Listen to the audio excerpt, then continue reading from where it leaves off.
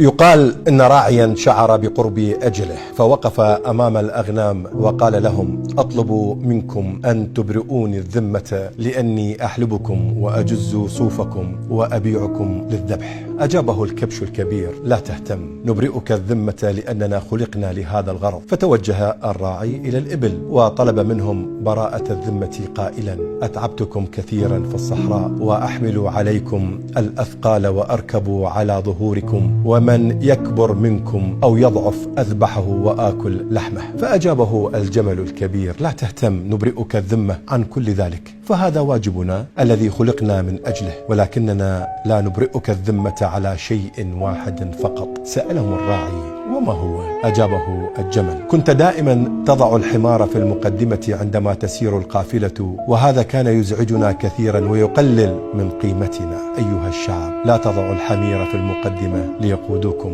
لأن التاريخ لن يسامحكم ولن تكونوا بريئي الذمة، والذي يقوده حمار. اقرأ عليه السلام.